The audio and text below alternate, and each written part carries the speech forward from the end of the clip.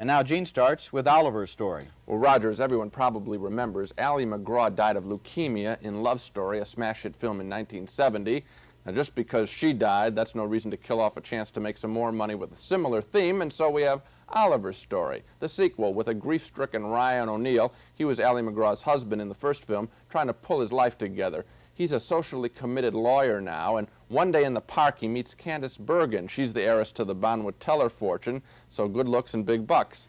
Ryan O'Neal may be socially committed, but he's no dummy. Anyway, on their third date, O'Neal finally spills the beans to Bergen about why he's so down in the dumps psychologically, but first he refuses dessert.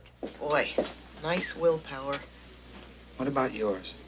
You know, I'm good tonight in front of you, then tomorrow I'll sneak off somewhere and eat ice cream and eclairs. That's the difference between us, you know. I'm self-indulgent and you're self-sacrificing. What do you mean? I don't know, it's just an impression that I get. You believe in rightness and fairness and high-minded things. I bet you didn't even tell lies when you were a kid. Oh, yes, I did. Sometimes I still do. What do you mean? Well, it wasn't a lie exactly, but I wasn't being completely honest with you last week. I mean, you seemed to assume that I was divorced. You're separated? She's dead.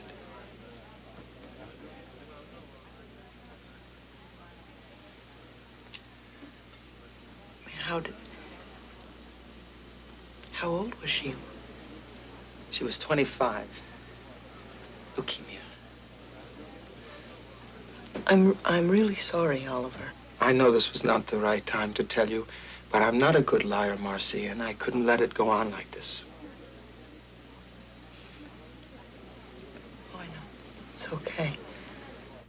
Boy, he really hams it up on that leukemia line. Anyway, they soon drift apart.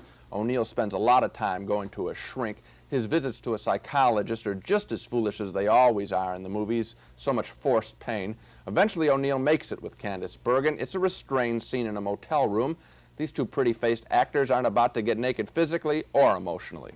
When will I see you again?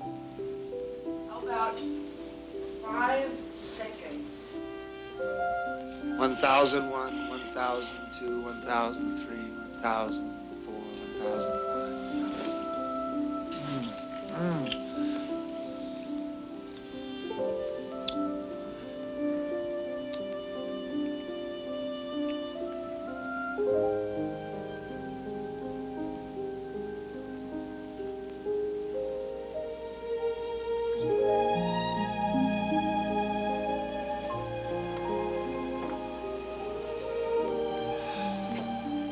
Look at that sunset. How are you doing? Fine. You feel a little guilty, right? Maybe. Because you thought about Jenny. Because I didn't. They seem more interested in themselves there. Maybe if they gave each one a mirror, they could play the scene with a little more emotion, you know? Let's face it, this is a lightweight soap opera, just two pretty faces going through the motions. It's a soft, fuzzy-wuzzy romance, no real consideration of grief. Frankly, I never cared whether these people ever got together. I never felt these characters even existed. I always saw Ryan O'Neal acting, Candice Bergen acting. I saw them acting all the way, trying to jerk tears out of my eyes as if they were using pliers. Listen, you didn't need any pliers on Ryan O'Neal. He went through the entire picture on the verge of tears. You know, will I eat breakfast? I think I'll eat lunch. Shall I part my hair behind? Do I dare to eat a peach? The guy is constantly on the edge of tears. It's amazing. Yeah. And she's been dead for years by this point. I mean, Yeah.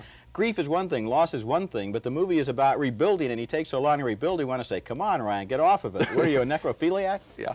I'll tell you, as I watched this, first of all, right at the beginning, you spot him as just acting, and second, the film only has one point, which is get over it. Well, they tell us that in the first reel and repeat it for the rest of the movie. And then it's even the closing line. You know, I must say, I did like Love Story, and this is at least a sincere remake. It's just a bad, sincere remake. I think we should move on to some characters who are a little more appealing, gypsies. We agree that Oliver's Story, which is rated PG, is mostly flat and lifeless, and we can't recommend you go to see it. That's why there's a no under both our names.